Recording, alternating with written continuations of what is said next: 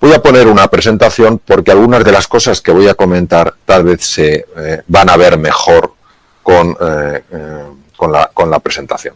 Vamos a ver. Quiero hablaros de dos personajes a los que obviamente tengo un gran respeto y que sin embargo obviamente en sus ideas no fueron personas perfectas, como no lo somos ninguno.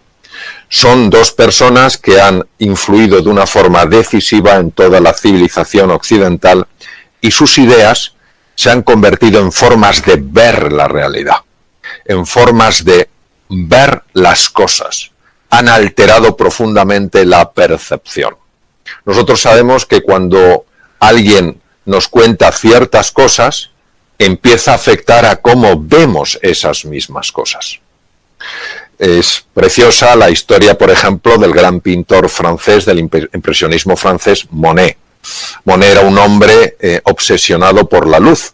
Si ponemos un cuadro de Monet a una persona que no conoce muy bien el impresionismo, dirá, bueno, no está mal el cuadro. Si le contamos la historia de Monet, su obsesión por la luz, que Monet desarrolló un interés tan grande por ver distintos matices de la luz, que cuando padeció unas cataratas y le dijeron que se tenía que operar porque estaba viendo la luz como nunca antes la había visto, decidió que no se quería operar y le dijo al oftalmólogo, doctor, usted me quiere quitar algo que llevo 40 años buscando.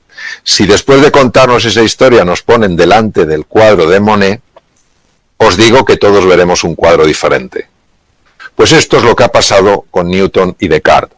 No cabe duda que Newton, desde el punto de vista de la ciencia, Descartes, desde el punto de vista de la filosofía, han hecho unas aportaciones maravillosas a nuestra vida. Sin embargo, cometieron un error muy lógico, no fueron ellos los únicos, de alguna manera fueron los que, a modo de grandes megáfonos, impactaron más en nuestra forma de ver la realidad.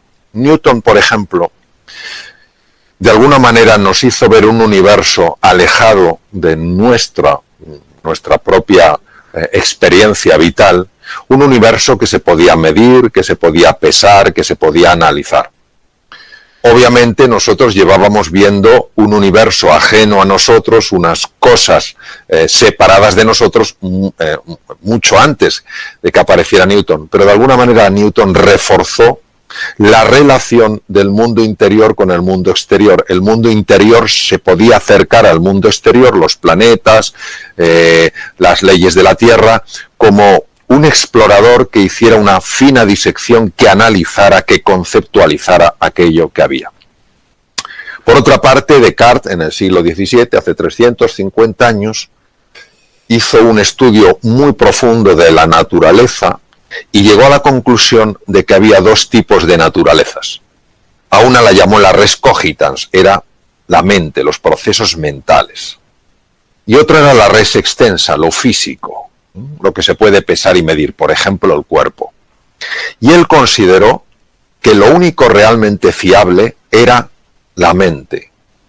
Y que el otro no era tan fiable porque los propios sentidos te podían engañar.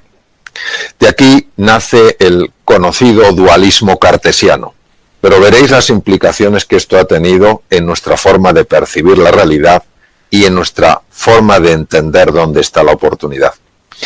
Descartes pensó que los procesos mentales no podían afectar a los procesos físicos sencillamente porque no había conexión entre ellos. La res cogitans, lo mental, y la res extensa, lo medible, lo pesable, eso no estaban conectados.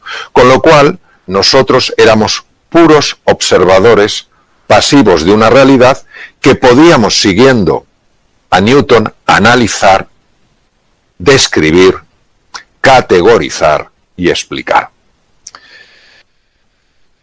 Esto tiene unas implicaciones de tal profundidad que si nos paramos a pensar y conseguimos que haga clic esto en dimensiones hondas de nuestra existencia, se produce un antes y un después. Resumiendo lo que hemos visto hasta ahora, Newton y Descartes, como muchos otros científicos y filósofos anteriores, nos hacen percibir que el mundo exterior está fuera, el mundo interior es el que está dentro de mí, no están conectados y lo que yo puedo hacer en relación al mundo exterior es sencillamente entenderlo, manipularlo, analizarlo, categorizarlo y explicarlo. ¿Qué es lo que ocurre?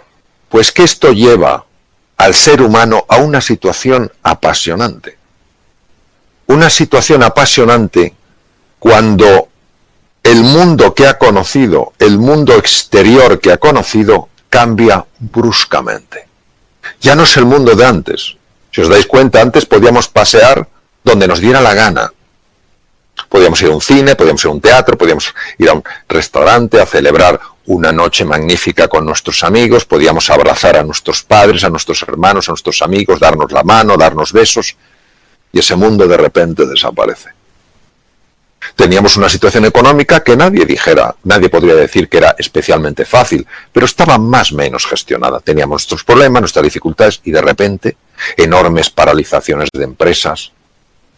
No se puede ir a los hoteles tienen que cerrar. ¿Qué pasa con el turismo? ¿Qué pasa con los aviones, líneas aéreas que quiebran? Entonces, este mundo de repente adquiere todo aquello que a nosotros los seres humanos nos disgusta. Incertidumbre, ambigüedad, volatilidad, complejidad, me siento inseguro.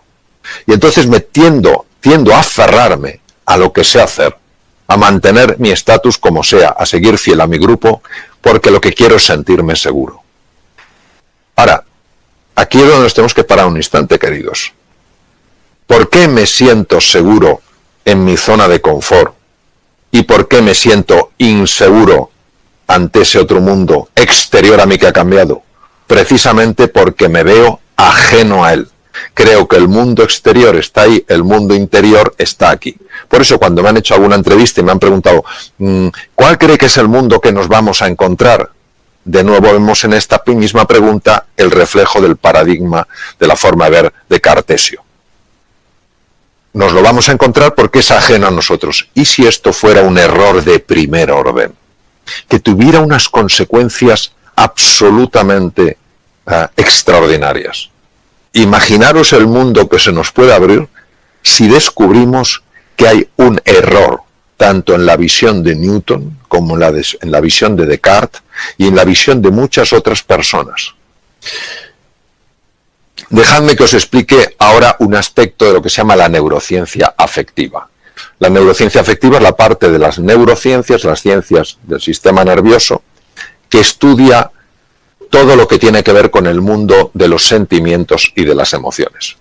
En el centro de la imagen veis un punto rojo. Ese punto rojo es la amígdala. La amígdala, hay dos amígdalas, las que tenemos obviamente en la garganta y las que tenemos en el cerebro, que no tienen por supuesto nada que ver. Me refiero naturalmente a las que tenemos en el cerebro. En ese núcleo que veis ahí, tan pequeñito, tiene el tamaño de una almendra aproximadamente, está ni más ni menos que el núcleo central del miedo. Es nuestro detector de miedo. ¿Qué quiere decir? Que si yo este mundo que está envuelto en una pandemia, solo lo percibo como ajeno a mí, a ver qué más desgracias me trae. Si solo veo un mundo incierto, hostil, volátil, ambiguo, y yo me veo a mí mismo como una víctima que tiene que ver cómo sale adelante ante esta tormenta que está sacudiendo a la humanidad entera, os voy a decir lo que pasa. Lo que pasa es que se activa ese núcleo central del miedo en la amígdala y se desactiva lo que veis ahora en color rojo. Ni más ni menos que la parte del cerebro que es absolutamente imprescindible para adaptarse. Es un momento para recordar la frase genial de Charles Darwin: no es la especie más fuerte ni la más inteligente la que sobrevive, sino la que mejor se adapta. ¿Cómo nos vamos a adaptar, queridos? Si la parte del cerebro, la parte más moderna, la corteza prefrontal, no funciona adecuadamente porque está activado el núcleo central del miedo.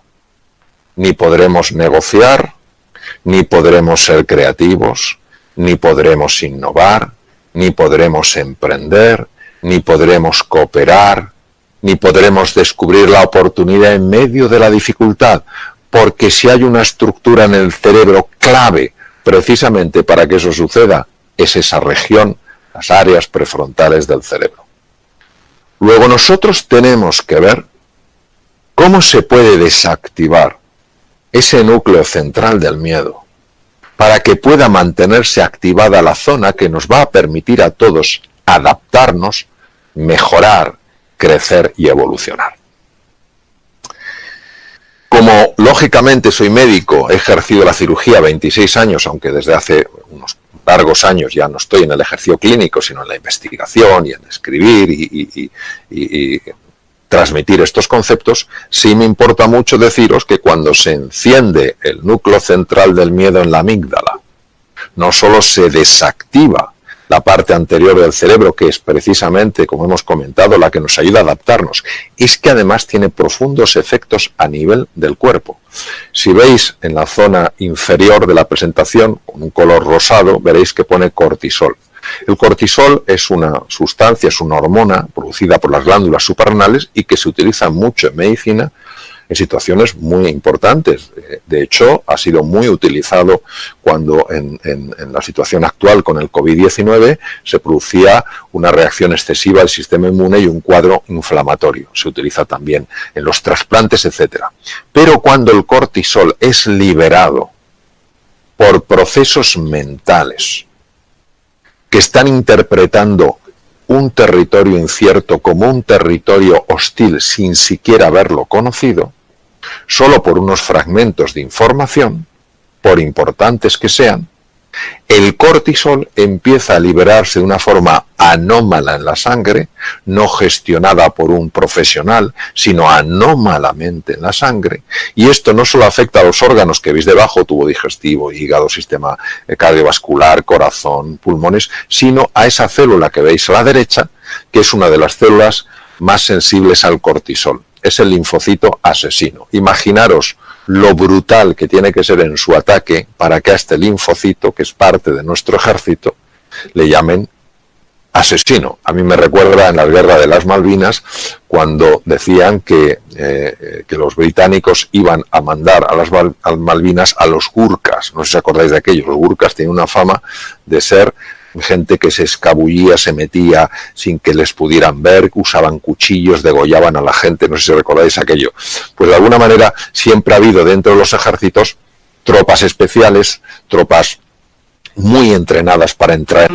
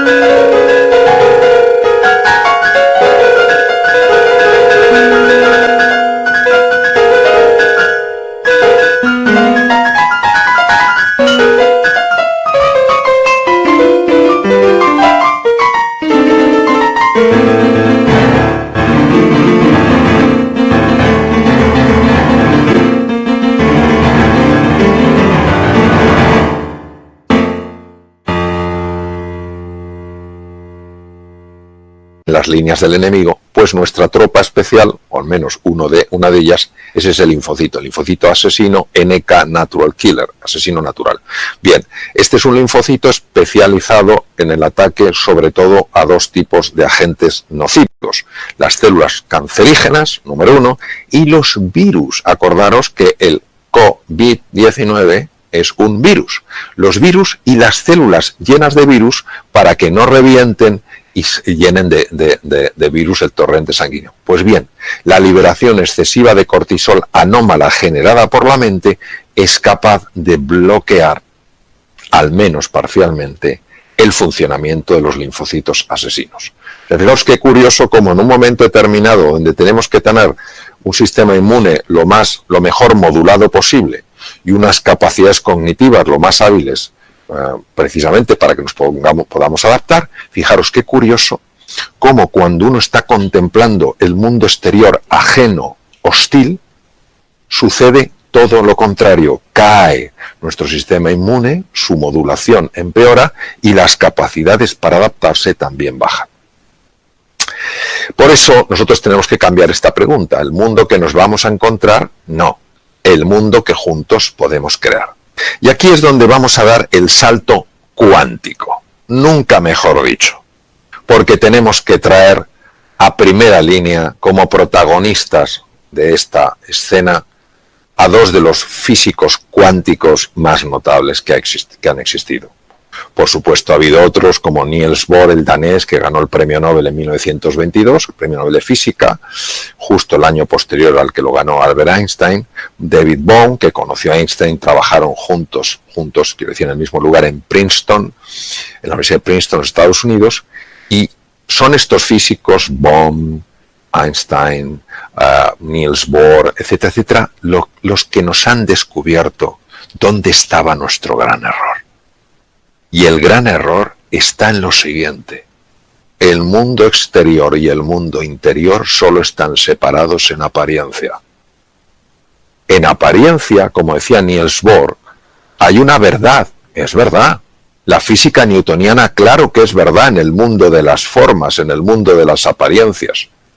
Claro que en el mundo de las apariencias lo que decía Descartes parece que es verdad, que la mente va por un lado y el cuerpo va por otro. Sin embargo, los físicos cuánticos, Niels Bohr, Einstein, Bohm, nos introducen en un plano profundo de la realidad. Es como si solo conociéramos la superficie del mar. Y Newton y Descartes nos hubieran hablado de la superficie del mar, que tiene cosas apasionantes. Y está la tierra firme, y nos la hubieran descrito, diríamos, qué maravilla, qué continentes. Y que físicos cuánticos como Niels Bohr, Einstein o Bohm nos hubieran metido en las profundidades del mar y nos hubieran enseñado los tesoros que hay. Las cosas tan extraordinarias, por ejemplo, solo deciros que gran parte de las sustancias que se utilizan para destruir el cáncer se obtienen de esponjas marinas, no de cosas que están en la superficie. Por tanto, la física cuántica jamás ha estado en contra de la física newtoniana. Lo que ha hecho es complementarla, lo mismo que el fondo del mar no está en oposición a la superficie del mar o a la tierra firme. Pero claro, es que lo que nos han revelado los físicos cuánticos es de una profundidad insospechada. ¿Qué nos han revelado? Nos han revelado algo que es que el observador influye en lo observado. ¿Pero cómo es posible? ¿Pero qué me dices si yo lo que yo observo está fuera? Y yo soy observador, que estoy aquí dentro. ¿Cómo yo voy a influir fuera? Pues sí, señor. Hay una dimensión de la realidad en la que nosotros estamos influyendo fuera con nuestra forma de pensar, con nuestra forma de sentir, con nuestra forma de actuar. Y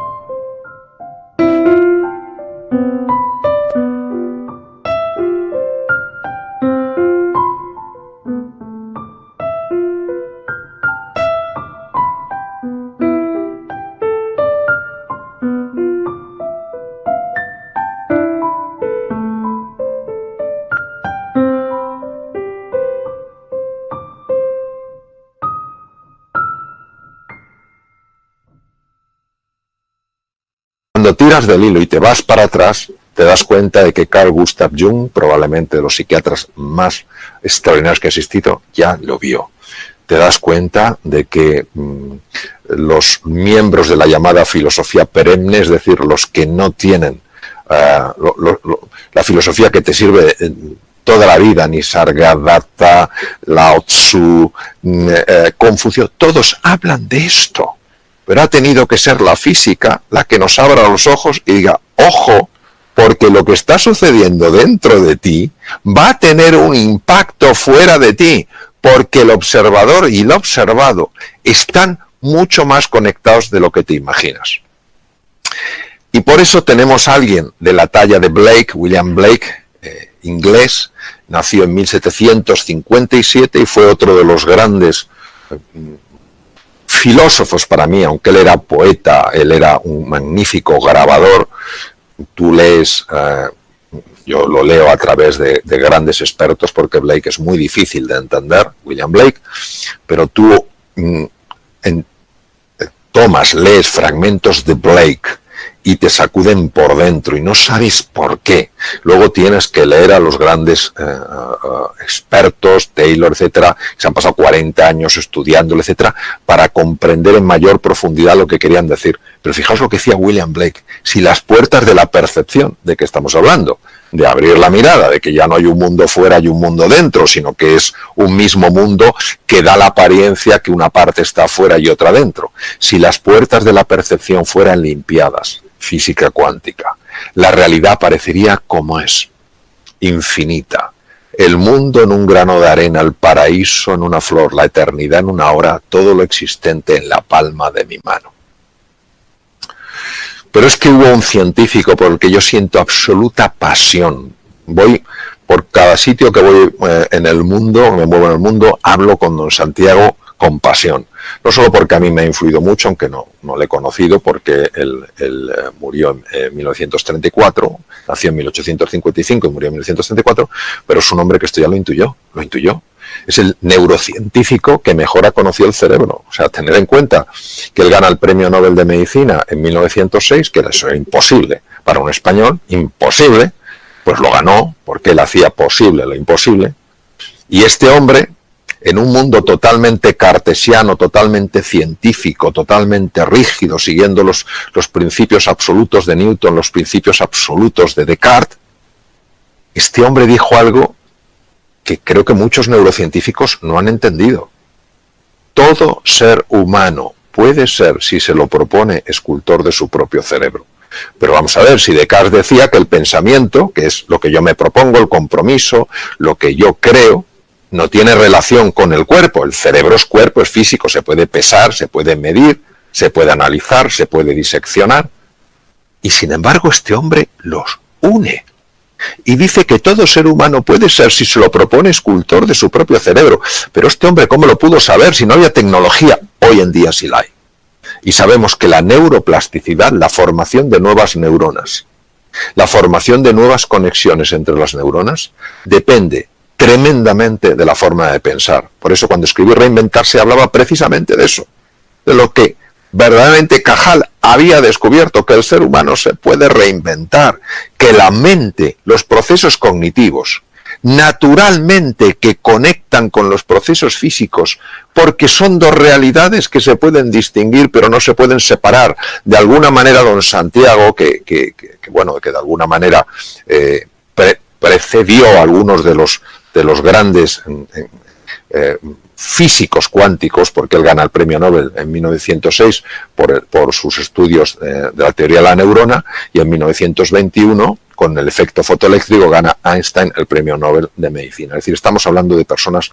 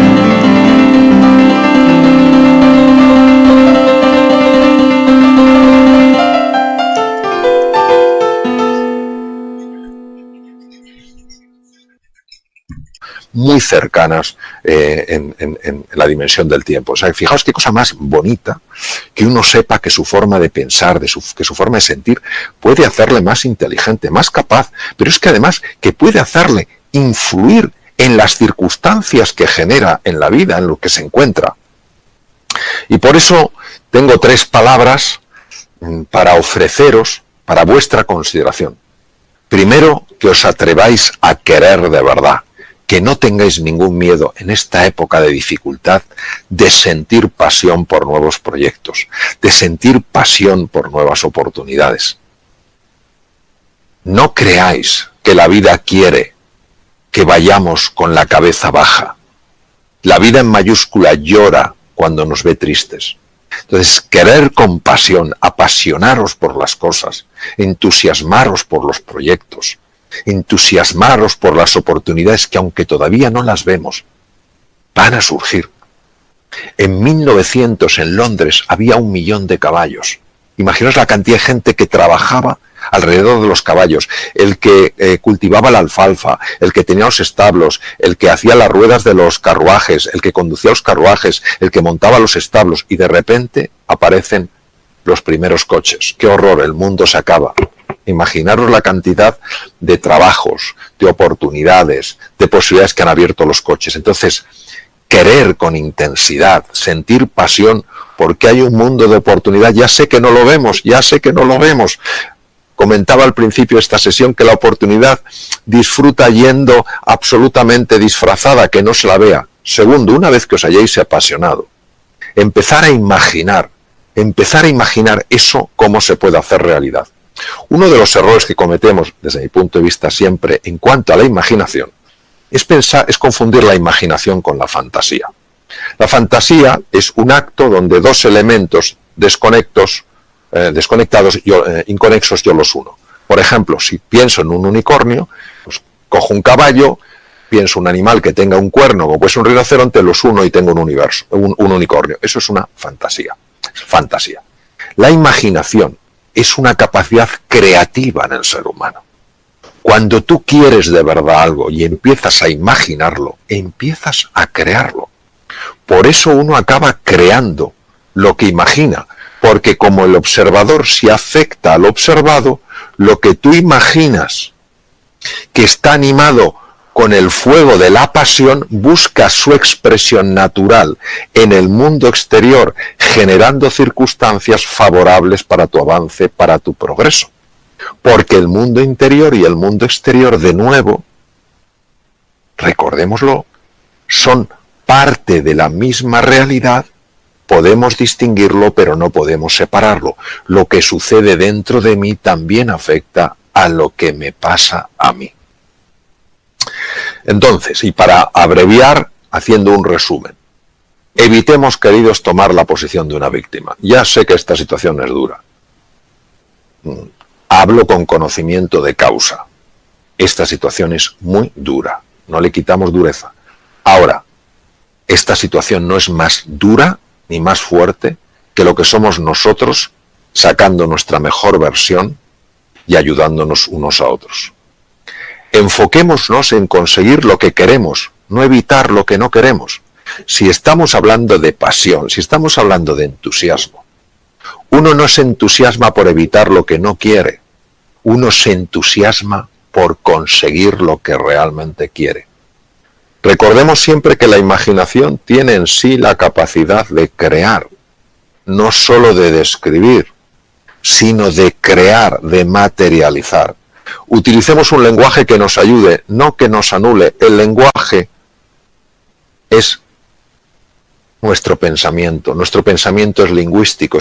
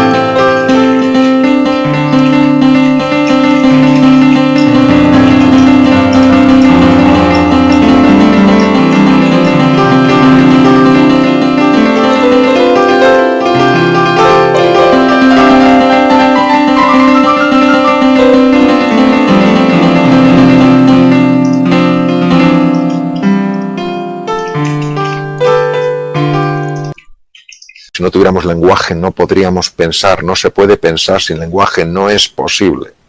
Son lo mismo. Y decía el gran filósofo austriaco Wittgenstein, los límites de mi lenguaje son los límites de mi mundo. Si usamos palabras constantemente como problema, hecatombe, desastre, tristeza, lamentación, horror, nuestro mundo se va a hacer muy pequeñito. Si reconocemos que eso existe y ponemos el énfasis en la oportunidad, en el desafío, en la cooperación, en la generosidad, en la pasión y el entusiasmo, nuestro mundo se va a expandir.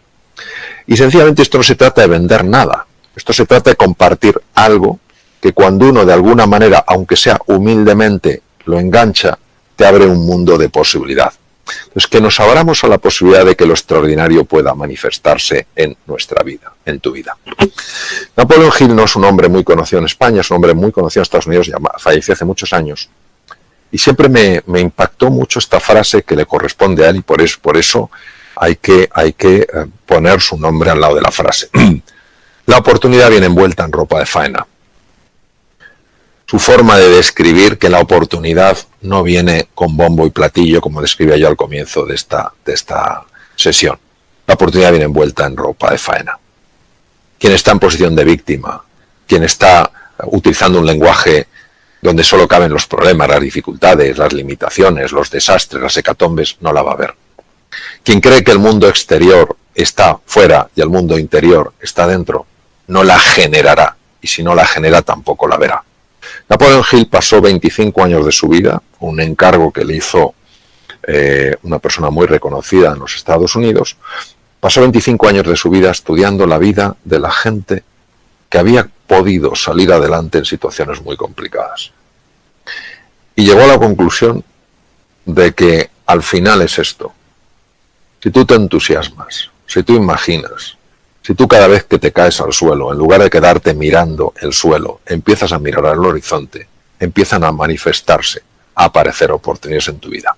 Entonces eso es lo que yo quiero dejaros como final de esta sesión, que busquéis la oportunidad, que esa oportunidad está, que uséis los recursos extraordinarios que tenéis para decir sí a la vida, para decir sí a este nuevo mundo que nos encontramos.